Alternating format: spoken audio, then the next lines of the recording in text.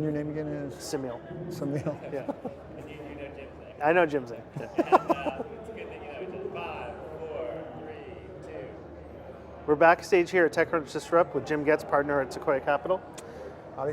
Jim, thanks for joining us. Thrilled to be here. So we were just chatting a little bit about, you're heavily invested in the enterprise, and you're mentioning that actually some of the best or most innovative enterprise companies right now are actually learning some techniques from the consumer side. Can you talk a little bit about that?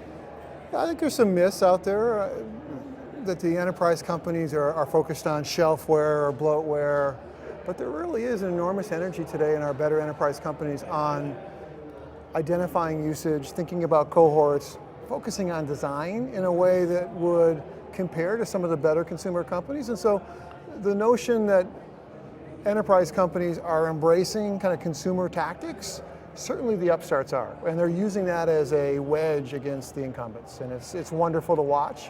One of my favorite questions for a young enterprise company is to ask them what their cohort analysis looks like, which for a consumer entrepreneur is an obvious question, but something that only a fraction of the enterprise entrepreneurs are focused on. And you're saying now with all the information that's out there on the consumer side, there's younger, newer sort of surprisingly, the entrepreneurs focused on the enterprise often come to Disrupt and other conferences, and they like to take literally a sampling and develop their own recipe for how they're going to go after those enterprise companies. Got it. And any specific advice you would give to, let's say, very, very early companies that are thinking about, let's say, selling software right into the enterprise on sort of techniques, or maybe even certain companies to watch of how they handled stages of growth that would come to mind? Well, I think customer acquisition is something that's traditionally been done with a large sales force or maybe a channel with traditional incumbents, and I think there's an opportunity to embrace other techniques. SolarWinds, which went public a few years ago, was one of the first companies to go after small, medium enterprise and to do it with a recurring model. And they used modern online customer acquisition techniques that were arguably pioneered by e-commerce. And so it's a simple example, but an anecdote of what we're seeing right now in the enterprise space. Great, great.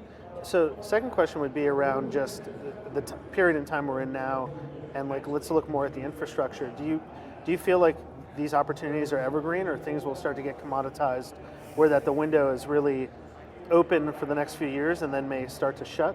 How do you look at that? Well, we always worry about upstarts competing with upstarts. You don't want a Malthusian environment where there's just too many startups to generate enough revenue where a company can get a foothold and then begin to build momentum. There's no risk of that in the enterprise right now. Okay. There is a real need for people to attack some of these large problems. And so I think we've got years before the startup competition becomes an issue. But when it comes to the technology, we think we're in the middle of a massive transformation on the IT stack. So whether it's storage or compute, software architectures, the post-PC delivery methodology, they're all going to shift. And so most of what's out there today in technology for the enterprise IT organization is likely to be transformed in the next decade. So the window is going to be open for enormous opportunity. Okay, we're looking forward to seeing you.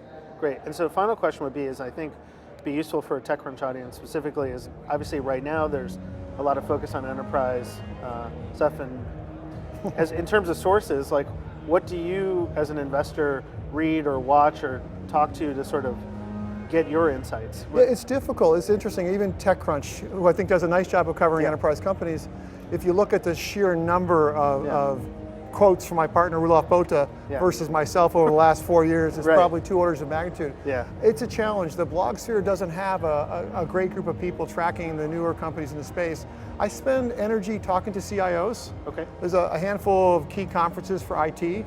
VMworld has turned out over 10,000 people the last couple of years that are innovators in the space. And I think we'll see ongoing energy from the entrepreneurial community, and that's usually where we get our best information, from talking to engineers and potential entrepreneurs thinking about the space that are currently inside one of the incumbents. Understood. Well, Jim, thanks for coming back here, and congratulations.